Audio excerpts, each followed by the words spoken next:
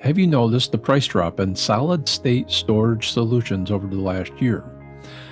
Not only during the holiday sales, but in general. Previously, I had produced a couple of videos sharing reviews of the recently released EX2 and CX2 1TB drives from Team Group. In short, I have been very happy with those drives' performances. But a viewer had commented about drive performance suffering at reduced capacities compared to drives with DRAM. I was curious since the drives from Team Group are using SLC caching. I asked myself some questions. What is their performance as the drive becomes more full?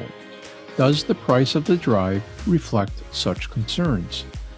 In 2020, has there been any improvement in drives with no DRAM? DRAM has often been cited as a reason why a drive costs more money while providing better and more consistent performance. The first thing I wanted to do was discover a drive that expresses the very same concern in question. Here I have a drive from Silicon Power.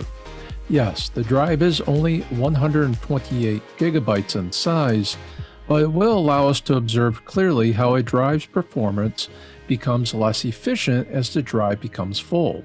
It should be noted that the drive also has a DRAM buffer cache along with the SLC caching.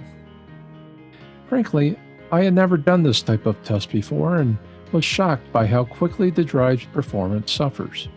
To be fair to the manufacturer, the drive was introduced several years ago and already has about 15 terabytes written to it.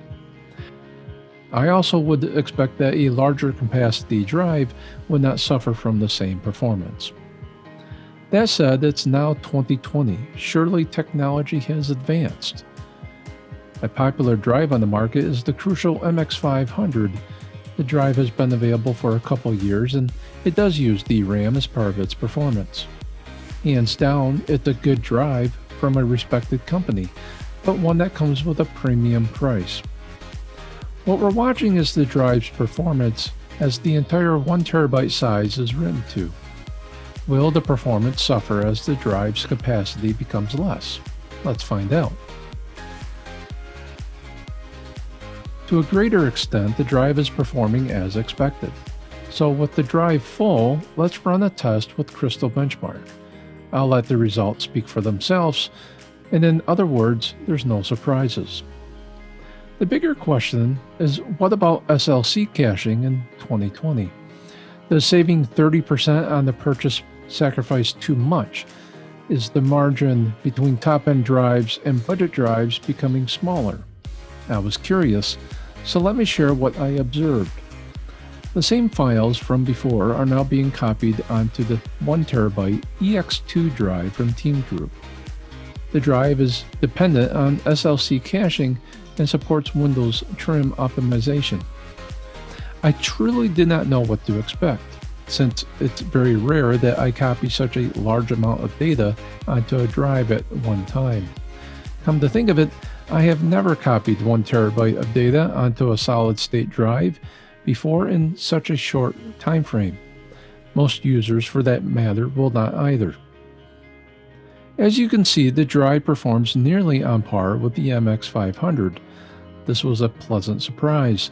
I'm not making any claims to how one technology is better than the other, but noting that perhaps it's time to question how we spend our money when upgrading, especially when considering SATA drives as our solution.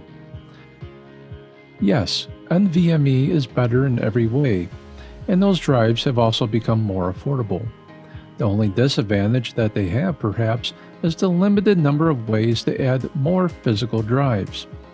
In my opinion, if performance is the deciding factor, SATA drives are not even being considered.